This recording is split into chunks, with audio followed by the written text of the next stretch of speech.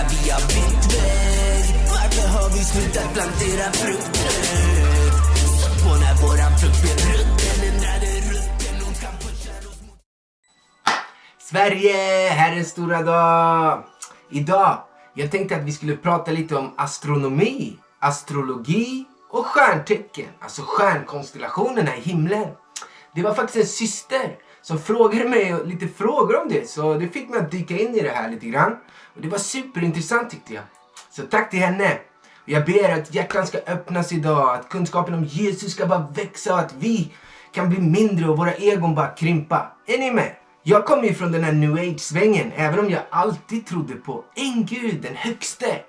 Men nu, jag vet lite hur jag brukade tänka. Och mycket kan jag känna igen hos andra. När man pratar om Jesus. Då är det många som har sett filmen Zeitgeist eller något liknande YouTube-klipp som säger att historien om Jesus, det var bara någonting som skedde i stjärnorna med stjärntecken. Och att den 24 december så är varje år Siriusstjärnan i linje med Orions bälte, som de säger då är de 3 visa männen. Fast Bibeln aldrig säger att de var 3 stycken. Och då säger de att på vintersolståndet då så föds Guds sol, som på engelska liknar ordet sun. Det gör de fast det bara funkar på språket engelska då, och orden är inte ens samma. Son och son. Det stavas inte ens likadant, sol och son. Men vi förstår från Bibeln att Jesus inte föddes på vintern i alla fall. Så det var bara snack. Wow, vilken grej va? Men argumentet går ännu längre än så. När de helt felaktigt först kopplar ihop Jesus med 24 december då, så kopplar de sen ihop massa saker med Jesus. Som att också Horus och Krishna och Osiris och Mitra och andra figurer som de säger också föddes då med jungfrufödsel och dog och återuppstod och massa saker som de säger liknar storyn om Jesus.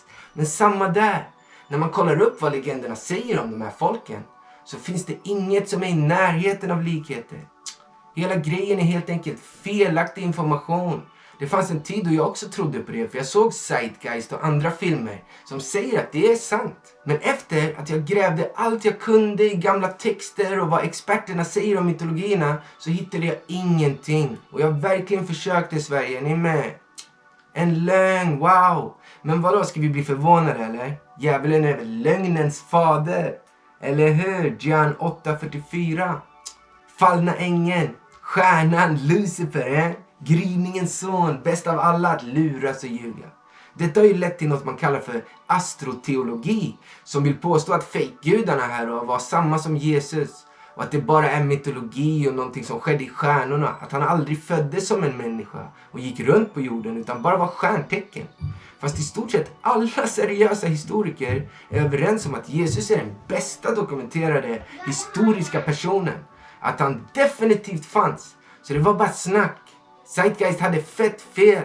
Fast fortfarande många tror på det. Sorgligt nog. Men vi vet ju också att Gud gjorde himlaljusen som tecken.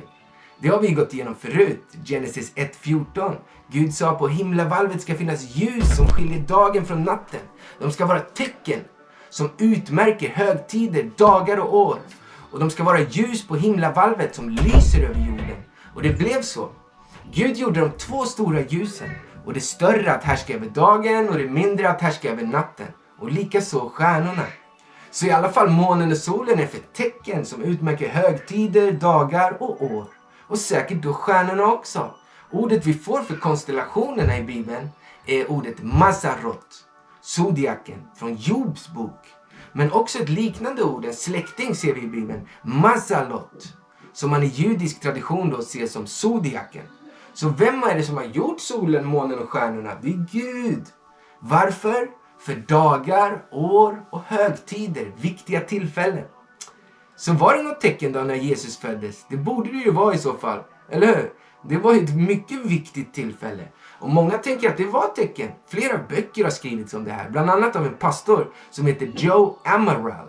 Som menar att om man kollar på ett astrologiprogram runt Jesus tid då, så ser vi att mycket pågick i stjärnorna på ett visst datum. Det var datumet 1 Tishri, Feast of Trumpets, den 11 september år 3 efter Kristus då, BC. En av judiska högtiderna. Feast of Trumpets. Det hände en liknande grej som vi såg nu 2017 med tecknet om kvinnan som är havande, jungfrun, the virgin. Med kungplaneten, den största av planeterna som är Jupiter, som linade upp sig i lejonets tecken, kungatecknet. Med kungastjärnan Regulus, Alpha Leonis, lejonkungen, som en krona. Och också då såklart jungfrutecknet med solen och månen. Allt rörde upp sig just den där dagen. 9/11, är ni med? År 3. Och stjärnan som den här Magi-folken från östern, som säkert hade hört om Balams profetia om Messias, som blev nedskriven i Toran för tusentals år sedan. I 4:e Moseboken kapitel 24. Jag ser honom men inte nu, jag skådar honom men inte nära. En stjärna stiger fram ur Jakob. En spira höjer sig ur Israel. Jag tycker det känns troligt att de här Magi-folken hade hört det.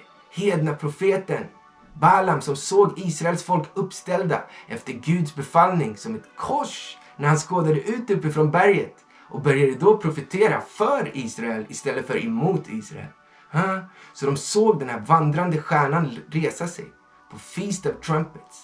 När man blåser i trumpeten 100 gånger för att annonsera att kungen är på väg. Det är coolt. Kungen kommer. Så vi vet att vid den sista trumpeten är det ju Rapture.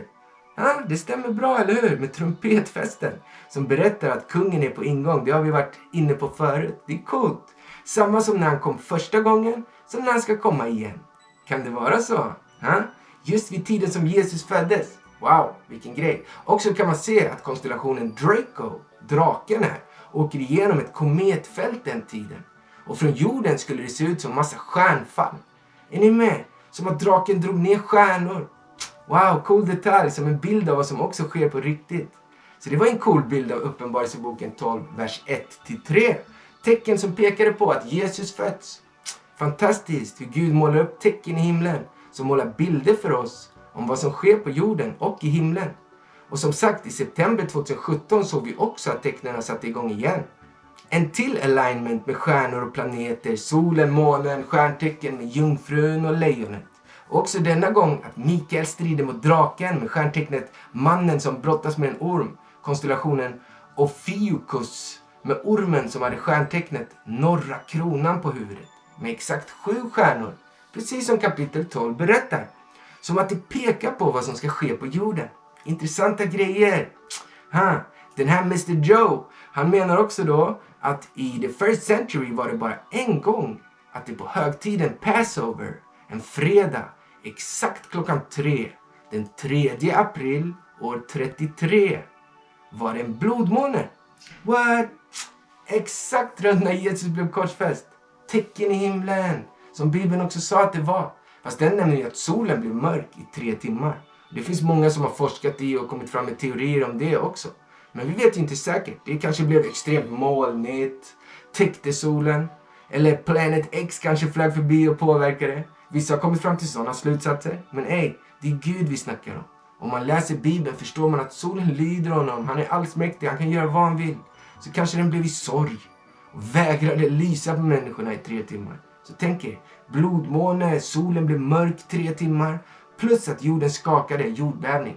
Som också både vetenskapen och historiska källor kan visa att det skedde en jordbävning. Just där mellan år 30 till 35. Det är mäktigt, det har jag visat i andra videos. Jorden darrade och solen sörjde och månen blev till blod.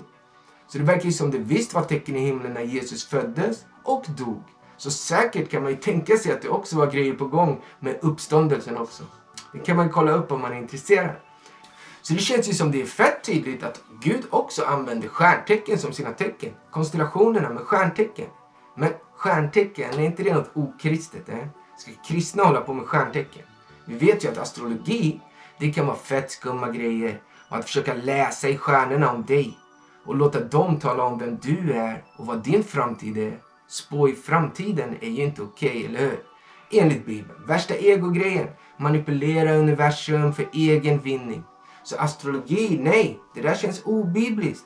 Med deras nästan dyrkan av så kallade gudar, mytologiska historier de tolkar och namnger stjärntecknen efter. Men ändå så nämns ju faktiskt olika konstellationer i Bibeln. Så som att det är Gud som har gjort bilderna med stjärnorna. Vi vet ju att han gjorde stjärnorna och planeterna, men satte han dem som bilder och namngav dem också? Vi vet ju att i Enoks bok så berättar den att det var Gud som gjorde tecknen. Låt oss se vad Bibeln kan säga. Psaltaren 19, vers 2. Himlarna vittnar om Guds härlighet. Himlavalvet förkunnar hans händers verk. Dag berättar för dag. Natt ger kunskap till natt. Utan tal och utan ord. Utan att man hör deras röst. Deras röst når ut över hela jorden. Deras ord till världens ände. I himlen har han gjort en hydda åt solen. Den liknar en brudgum som kommer ut ur sin kammare och jublar som en hjälte över att löpa sin bana. Vid himlens ena ände går den upp och följer sitt kretslopp till den andra. Och ingenting är dolt för dess hetta. Så himlarna vittnar om Guds härlighet. Och vad är Guds härlighet, Sverige? Hebreerbrevet 1, vers 3. Sonen är utstrålningen av Guds härlighet och hans väsens avbild. Och han bär allt med sitt mäktiga ord. Sedan han fullbordat en rening från synderna sitter han nu på majestätets högra sida i höjden. Så sonen är utstrålningen, det vi kan uppfatta av Guds härlighet, Guds ord som allt är skapat igenom. Och himlarna vittnar om Guds härlighet. Jesus, eller hur? Himlarna berättar historien om sonen genom det bästa sättet att kommunicera, genom bilder. Är ni med mig? Va? Kan det vara så där? Nej, det verkar faktiskt stämma. Vi fick nämligen en häftig referens av Paulus när han pratar om att komma till tro och Israels otro. Och faktiskt quotar just denna salmen i Romarbrevet 10, vers 9-18. För om du med din mun bekänner att Jesus är Herren och i ditt hjärta tror att Gud har uppväckt honom från de döda, ska du bli frälst. Med hjärtat tror man och blir rättfärdig. Med munnen bekänner man och blir frälst. Skriften säger, ingen som tror på honom ska stå där med skam. Här är ingen skillnad mellan jude och grek. Alla har samma Herre och han ger av sin rikedom till alla som åkallar honom. Var och en som åkallar Herrens namn ska bli frälst. Från Joels bok, eller hur? Men hur ska de kunna åkalla den de inte har kommit till tro på? Och hur ska de kunna tro på den de inte har hört? Och hur ska de kunna höra om ingen predikar? Och hur ska några kunna predika om de inte blir utsända? Som det står skrivet, hur ljuvliga är inte stegen av de som förkunnar det goda budskapet. Men alla vill inte rätta sig efter det evangeliet. Jesaja säger, Herre, vem trodde på vår predikan? Alltså kommer tron av predikan och predikan genom Kristi ord. Där quoterar han Jesaja 53. Men nu frågar jag, har de kanske inte hört? Jo då, deras röst har gått ut över hela jorden. Deras ord till världens ändar. Va? Paulus pratar om evangeliet, på predikan om sonen. Och sen säger han, har de inte hört? Jo, deras röst har gått ut över hela jorden. Deras ord till världens ändar. Där quotar han psalm 19 som vi just läste. Och vems röst var det? Dagen till natten, himlarna vittnar om Guds härlighet. Himlavalvet förkunnar hans händers verk. Rösten utan ord. Satt i himlarna som i bilder förkunnar frälsningsplanen. Om sonen. Va? Vilken grej! Menar Paulus att himlarna, stjärnorna och dagarna, nätterna, solen och månens tecken har vittnat till världens ände om Jesus, sonen, utan ord, med bilder? Att himlarna vittnar om Guds härlighet som är sonen, genom konstellationerna i Mazarot, i Zodiaken. Men har Gud namn på stjärnorna, eller? Va? Kan det här verkligen stämma, mina kristna bröder och systrar? Psalm 147, vers 1-5. Halleluja! Det är gott att lovsjunga vår Gud. Lovsång är ljuvligt och skönt. Herren bygger upp Jerusalem. Han samlar Israels förskingrade. Han helar dem som har förkrossade hjärtan och förbinder deras sår. Han bestämmer stjärnornas antal. Han nämner dem alla vid namn. Stor är vår Herre och väldig kraft. Hans förstånd är utan gräns. Gud har namn på stjärnorna, varenda en. Och de målar upp bilder och man bara drar strecken. Som när man var barn, du vet, 1:an till 2:an, 2:an till 3:an och så vidare. Så blir det en bild till slut. Och de här bilderna verkar folk ha vetat om jättelänge. Och mycket pekar på att folk hade liknande namn på stjärntecknarna över hela världen. Om man jämför olika kartor om vad som verkar vara 48 tecken. Det är osäkert, men ändå vad gamla kulturer tänkte. alla fall de här 12 tecknena kan man läsa på en cylinder, till exempel från Babylon. De daterar till 2300 BC ungefär. Så typ 4300 år gammal cylinder. Men de flesta tecknena helt likadant, med samma namn. Och enligt Josephus, som man ju kan tycka vad man vill om, så var det ju Sets söner som hittade kunskapen om himlens stjärnor och rörelser. Och de byggde 2 cylindrar eller pelare, så de skrev ner kunskapen de hittat. För de var rädda för Adams profetia att jorden skulle förstöras genom vatten och genom eld. Och enligt Josephus då, så fanns det fortfarande kvar när han skrev. Vem vet, kanske den cylindern de hittade i Babylon då. Så kunskapen om stjärnorna kom i så fall från Adams familj. Sets söner. Och vem kan det vara? I alla fall Enok, eller hur? I samma line som Set. Ett barn. Och i hans bok ser vi också språk som leder oss till konstellationerna. Där Enok får se olika ställen. Bland annat tänker vissa Plejadernas 7 stjärnor. Där det står att änglar hålls fångna. Så de 7 stjärnorna, Plejaderna, är i så fall ett fängelse för fallna änglarna och kvinnorna som de gifte sig med. Vilket också liknar till exempel grekisk mytologi. Där 7 systrar som har sexuella relationer med Zeus, Poseidon och Ares, alltså så kallade gudar, eller änglar då, som straff sätts i Plejaderna som 7 stjärnor. Och också i sumerisk mytologi pratas det om 7 demoner, sönerna till underjordens gud, som förvisades till fängelse i Plejaderna. Intressant. Väldigt liknande. Så vad säger Gud till Job då i Job 38-31? Han säger så här: kan du knyta samman 7 stjärnornas knippe? Eller lossa Orions band? Kan du föra fram himlens tecken, Mazarot, i rätt tid och leda björnen och dess ungar? Förstår du himlens lagar? Ordnar du dess välde över jorden? Wow, vilken grej är Plejaderna. 7 stjärnorna är knutna, bundna. Låter som samma igen, fängslade med band som bara Gud kan släppa. Och här nämner Gud massa tecken, flera konstellationer. Plejaderna, 7 stjärnorna, Orion, lilla och stora björnen. Han pratar om Mazarot, himlens tecken, zodiaken. Och säger, förstår du himlens lagar? Lag, det är ju ordet nomi på grekiska. Hänger ni med? Det har vi gått igenom förut med laglöshet och sånt där. Anomi. Men nu, ordet nomi, det betyder ju lag. Astronomi är ju himlens lagar. Och vad sa Gud? Han säger, förstår du himlens lagar? Och han pekar på att bara han ordnar dess välde över jorden. Wow! Det börjar bli tydligt att Gud har gjort stjärnorna som tecken. Gud har talat i himlen med det bästa språket, bilder, som man kan förstå. Och han gav dem namn som sedan korrumperats av Satan och blivit i mytologi av gudadyrkan. Med namn på fallna änglar och fejkgudar. Och israeliterna, de hade full koll på konstellationerna. Också i synagogor hittar vi mosaiker på golven med konstellationerna i zodiaken och de judiska namnen. Till exempel så finns det sådana här mosaiker i synagogor i Galileen från Jesus tid. Vad intressant! Så Israel har haft koll på konstellationerna, precis som alla andra folk. Och mycket skumma grejer stöter de säkerligen på i Babylon. Men vi vet ju också från Bibeln om de som försöker spå i framtiden i stjärnorna, som inte håller på med kunskapen om konstellationerna som vi kallar astronomi, alltså lag, utan istället håller på med astrologi. Logi från logos, visdomen eller det mystiska. Logi, stjärnorna, visdom eller ord. Det slutar med en egotripp där allt handlar om dig och ditt tecken och den som du är. En kunskap om hur du kan få information om framtiden så att det ska gå bra för dig och så du kan manipulera livet. Jag är si och så. Istället för att bli en ny skapelse i Kristus, fri från alla band.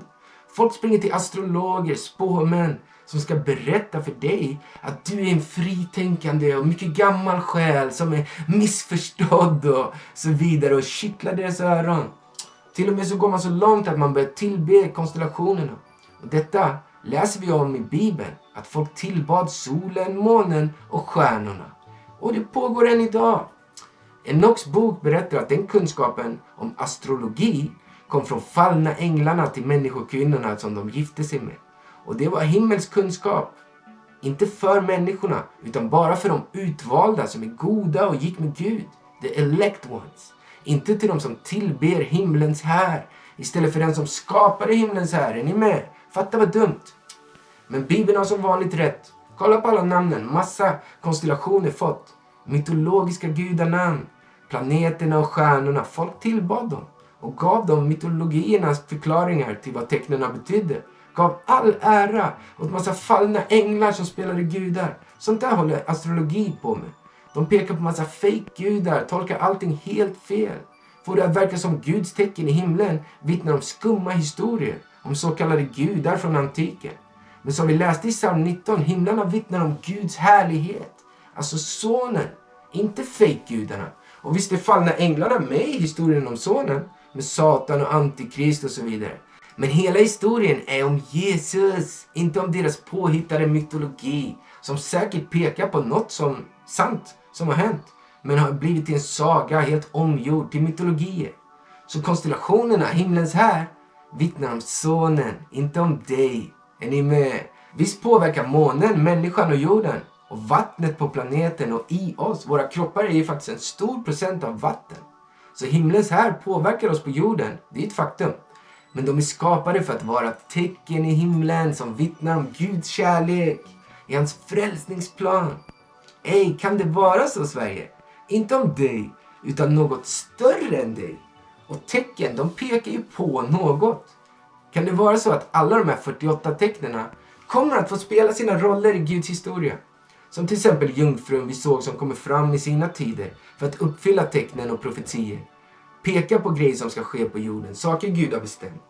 Att Draco, draken, kommer fram i sina tider. Kronorna sätts på rätt plats, på de rätta tiderna. Mannen som brottas med ormen i sin tid och alla de andra tecknen också. Det är en häftig tanke som verkar vara sann när man i alla fall börjar kolla på tecknen vi redan har sett. Med till exempel Jesus födelse och död och Uppenbarelseboken 12-tecknet. Både för 2000 år sedan och sen i en annan version nu 2017. Och är det så att på samma sätt också för 2000 år sedan så är det inte bara i himlen det händer utan det pekar också på vad som sker på jorden. Då faktiskt Jesus föddes och verkade och dog och återuppstod. Gud målar upp planen, sin vilja, så som i himlen så också på jorden. Är ni med? Tecknen pekar på det som ska ske här på jorden. Och när vi såg det här tecknet, då skulle ju det i så fall betyda att det snart är dags för de sista 7 åren och alltings upplösning. Vi är till och med tillsagda av Jesus att det ska bli tecken i himlen, månen och stjärnorna. Så vi måste givetvis titta och observera tecknen innan himlens makter ska skakas och stjärnorna faller. Och bara människosonens tecken ska synas i himlen ensam. Är ni med, Sverige? Så låt inte fienden tolka Guds tecken åt dig. Bryt dig loss från de här tankefängelsen. Öppna dig för möjligheten att himlarna vittnar om sonen istället. Genom Guds Masarot. Detta är såklart en djup kunskap om konstellationerna. Jag har inte all kunskap, jag är ingen expert på det här. Hej, jag har just hittat det. Och som jag sagt, när man hör de här tolkningarna med fake-gudarna så kan man ju bli förvirrad. Och vi vet ju inte exakt vad som är de rätta namnen. Men vi kan ju ändå försöka. Som barn som bara kollar på bilderna. Men då måste vi först ta bort vår gamla bild och vad de har sagt till oss att tecknen betyder. Är ni med? Tolka om. Det känns uppenbart att bibliska storyn är överallt. Bara man kollar på tecknen. På själva bilderna som målas upp när man drar streck mellan stjärnorna i konstellationerna. Och de säger att det är 48 stycken som folk såg i antiken. Och det är lite för många att gå igenom här. Och jag har inte ens studerat alla de där. Men låt oss kolla lite grann bara på ytan och se vad vi kan se. Enkelt, utan att gräva för djup. Bara för att testa tanken om det här kan stämma. Låt oss tolka om konstellationernas bilder. Med sonen, Messias, Jesus Kristus som vår mittpunkt. Och inte som solen till någon sorts soldyrkan. Glöm det där. Vi tittar bara på bilderna nu och ber om Guds beskydd och den heliga andens ledning. Att se vad som är av godo och vad som är av ondo. Det är roligt.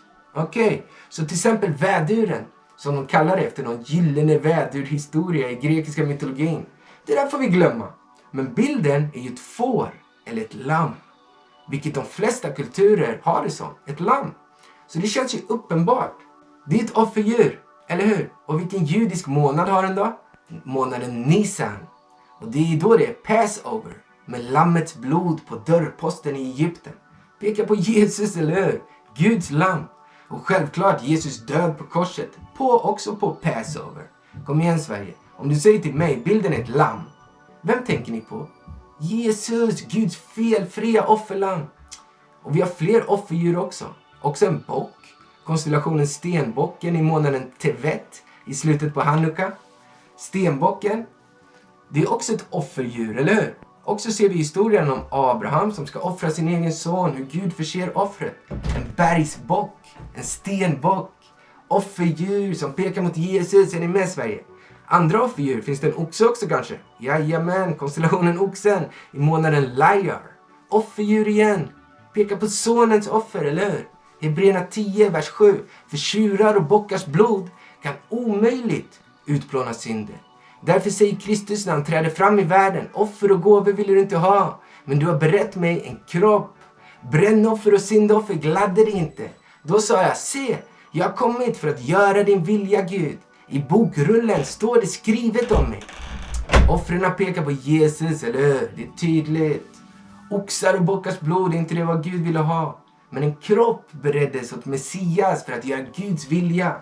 För så älskade Gud världen att han utgav sin enfödde son för att var och en som tror på honom inte ska gå förlorad utan ha evigt liv. John 3:16. Guds vilja var inte oxars blod utan att ge folk evigt liv i sin son.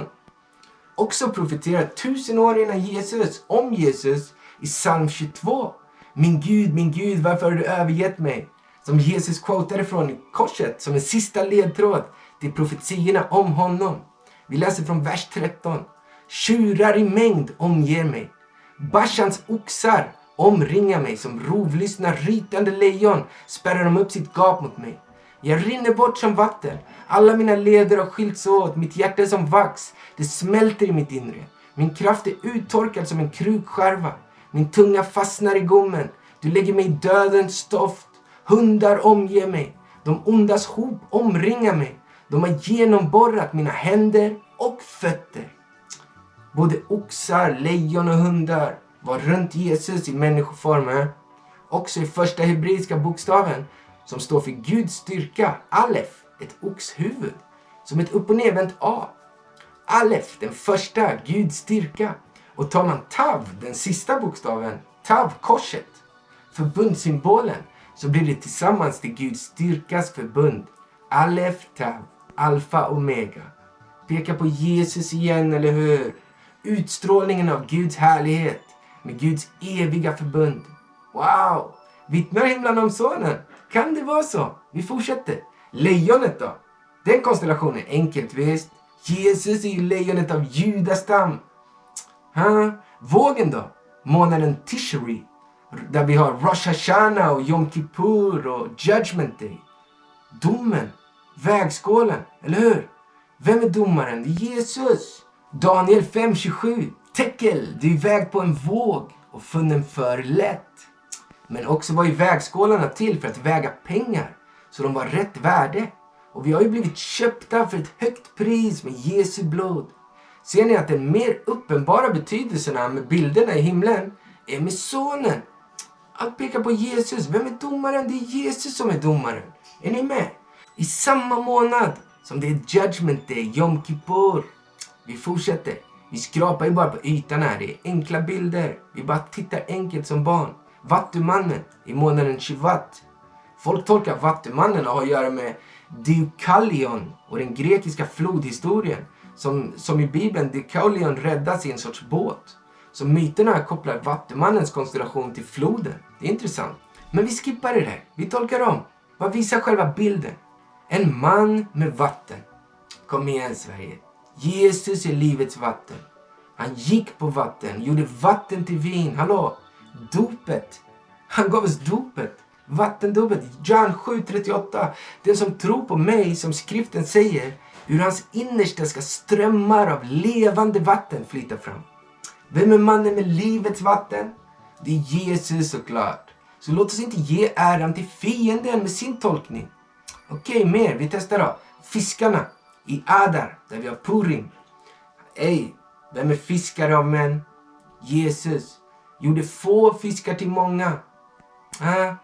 Fisken är ju en Jesus-symbol som vi ser på massa folks bilar. De sätter upp en fisk, det står Jesus, eller hur?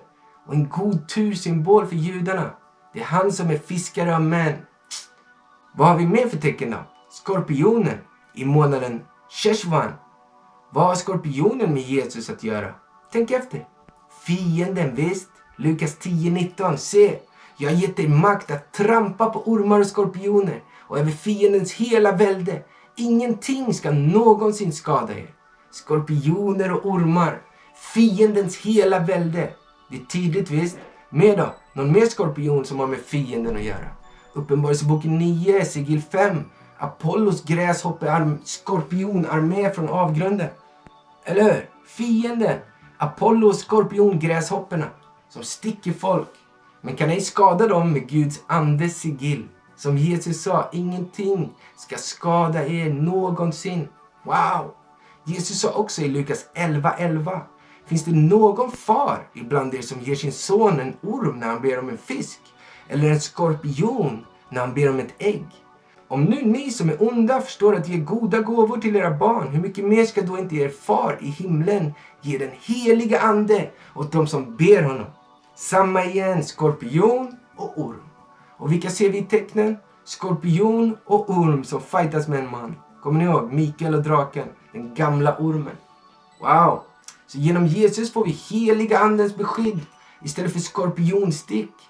Är ni med i Sverige? Skyddet mot fienden är sonen, Jesus. Så fienden hade en bild i himlen. Hans son då, Antikrist. Vilket tecken kan det vara? Skytten, visst. Nimrod, jägaren, den första Antikrist. Till den sista Antikrist med första sigillet. Erövraren med en båge som rider ut. Och vilken månad är det då? Kislev, när Hanukka börjar. Från Makkabeboken. Vad handlar Makkabéerna om då? Om fighten mot en annan antikrist. Antiochos Epiphanes. En spegling till vad som ska ske med förödelsens styggelse. Wow, vilken grej Antikristmånaden. Wow, så bara man tittar ytligt på de här bilderna i konstellationerna så är det Jesus det pekar mot. Inte massa skumma tydningar med olika mytologier. Det är som sagor, pekar inte mot sanningen. Förutom kanske ibland när det råkar stämma lite med mytologierna som säkert fått sin originalbetydelse från Bibeln. Stories om fallna änglar som sen kallades gudar och kungar. Vi vet ju inte hur många tecken det var. Vissa säger 80 någonting, men enligt antika källor så är det ju 48 stycken. Det betyder att de här 12 konstellationerna också har 3 andra konstellationer för varje av de 12. Så 12 gånger 4 helt enkelt, 48 stycken. Och säkert kan man tänka sig att alla har med sonen att göra om man verkligen gräver och kollar. Det känns ju som det är väldigt troligt. Jag kan inte så mycket om stjärnkonstellationerna så för mig blir det svårt att tolka allt. Det är väldigt invecklat och vi har inte koll på betydelsen av alla tecknen. Även om många har försökt. Och det är intressant så tror jag att ingen har nailat alla de 48 helt. Men vissa av dem känns ganska uppenbara. Låt oss ta ett exempel med en lite mer djupdykning på ett av tecknarna. Och konstellationerna som är runt det. Konstellationerna som man säger hör till det här tecknet då. Vi tittar på jungfrun i månaden Elul. Som ju är en enkel liknelse med huvudtecknet. Kom igen. Jungfrun. Jesus födelse, eller hur? Maria, eller hur? Men intressant också är att hon på bilden har något i handen. Och i stort sett alltid är det avbildat som en kvist. En telning i handen. På engelska en branch. Och det pekar ju på hennes barn som hon ska få. The branch. Från Sekarias profetia i kapitel 6. Telningen. Messias. Jesus är telningen i hennes hand. Hennes säd. Är ni med i Sverige? Kvinnans säd. Så vilka 3 konstellationer är hon kopplad med då? Jag vet bara 2. Den ena är Botis. En herdesman eller en skördningsman betyder ordet. Han har en skära i ena handen och en stav eller spira i den andra handen. Och en krona på huvudet. Bootis. Jag kollade upp vad det skulle kunna vara på hebreiska. Det var intressant. Det blev till 3 ord. Bo är ju Strongs 935 som betyder att komma. Bo. Och ot är Strongs 226 som betyder tecken. Okej? Det är samma ord ot som vi läste förut i Genesis 1:14 med solen, månen och stjärnorna i tecken. Också i Exodus 12:13 med lammets blod så på dörrposten är som ett tecken på Passover då. Det är också samma ord, ot. Så det betyder tecken. Och sen har vi det sista ordet då, som är S. Det kunde jag inte hitta något helt som liknar. Men det som liknade mest var ordet estr. Och estr, det är ord nummer 635 i Strongs. Och det betyder stjärna. Det är inte helt S, utan man lägger till turr. Men det är det närmaste ordet till S som jag kunde hitta. Det är coolt att det blev sådär när jag sökte. Här, 3 ord. Kommer, tecken och stjärna. Så herdemannen, vem är det? Jesus, eller skördemannen. Det är också Jesus. Han ska komma. Stjärnan från Jakob, Guds förbundstecken. Tav, slutet. Jesus, sonen, ska komma med spiran och skäran för att skörda. Uppenbarelseboken 14:14, 7:7. Och jag såg och se ett vitt moln, och på molnet satt en som liknade en människoson. På sitt huvud hade han en krona av guld och i sin hand en skarp skära. Wow, vem är den som ska komma? Bo, med krona och skära i handen för att skörda jorden.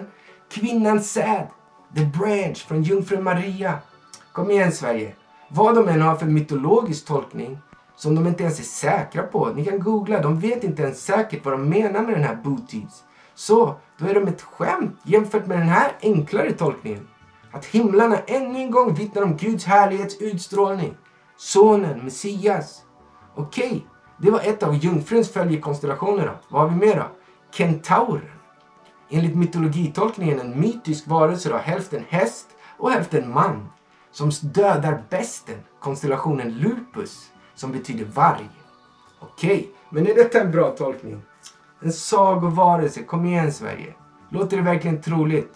Eller kan det vara så att bilden föreställer en häst med en man som rider på den och som dödar besten? Uppenbarelseboken 19:11, och jag såg himlen öppen och se en vit häst.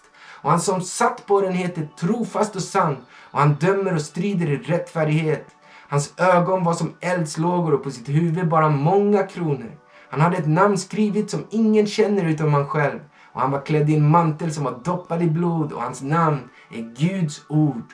Messias kommer på himlens moln på en vit häst. Och vem är besten han dödar? Vi vet att i Bibeln är besten antikrist, den falska Messias. Som Jesus sa till oss är som en varg i fårakläder. Vargen, besten, antikrist, dödad av ryttaren på vita hästen. Är inte det en mycket bättre tolkning än någon mytologisk halvmänniskohäst? Troligare med att bilden föreställer en man som rider på hästen. Är ni med? Ännu en gång, himlarna vittnar om sonen. Tredje konstellationen som går med jungfrun, det vet jag inte. Folk säger olika. Vissa säger konstellationen Koma. Andra pekar på persiska konstellationen Lilla kungen, som också i så fall skulle peka på sonen som blir född. Men jag är inte säker, och som sagt, nu vi bara tolkar bilderna från antagandet att himlarna vittnar om sonen. Och jag tog bara de enkla. Det finns säkert en bra tolkning till alla tecken. Men som sagt, i och med att alla tolkar efter osäkra mytologier och kopplar tecknarna dit, så vet vi inte originalbetydelsen 100% säkert. Så det är ett svårare ämne att dyka in i, och man kan lätt hamna fel om man inte är försiktig. Just för att fienden har försökt att ta över hela den här kunskapen och vilseleda folk med det. Men ändå kan vi anta, i och med att vi nu har sett att tolkningen om sonen verkar vara den rätta, att också alla andra teckens originalbild handlar om Guds frälsningsplan i sonen. Jesus, Guds ord, Messias. Så varför tror ni på astrologi? Nu pratar jag till er kristna, mina kära bröder och systrar. Varför tror ni mer på fiendens prat? Lögnarens sätt att tolka Guds tecken, som Gud själv har satt i himlen. Varför tolkar ni inte efter Bibeln istället? Låter den förklara vad de här bilderna betyder. Utan låter astrologins dåliga tolkningar vara det enda som finns, och ger äran till avgudar istället för skaparen av stjärnorna och planeterna. Himlarna vittnar om Guds härlighet, sonen. Historien om hur ljuset övervinner mörkret. Historien om Guds frälsningsplan i sitt ord som han skapade allting igenom. Vägen till skaparen, den heliga vibrationen som genomsyrar och uppehåller allting. Som sen blev till kött. Guds Messias som uppfyllde Guds lag perfekt. Som ett felfritt lamm. Slogs och pinades och sattes på ett kors. Som det perfekta offerlammet, helt utan synd. som övervann döden, uppstod på 3:e dagen och lever nu idag och för evigt. Han som ska komma igen från himlen när det är som värst. Räddaren med skäran för att skörda jorden på allt gott. Kungen med spiran som tar bort ondskan. Så kalla på honom, ja. Sverige, ropa, knacka så ska dörren öppnas. Be så ska du få. Det är vad Jesus sa till oss. Han som himlarna vittnar om. Så Gud välsigne er allihopa, i Jesu namn. Hoppas det har stärkt er tro och rev ner fiendens tankebyggnader. Och att det inte leder er fel på något sätt, utan bara närmare och närmare Guds son Jesus Kristus, vår Messias. Och tills dess, frid, peace, shalom. Jag hör nästan trumpeterna i luften. Snart säger pappa det är dags att sätta punkt.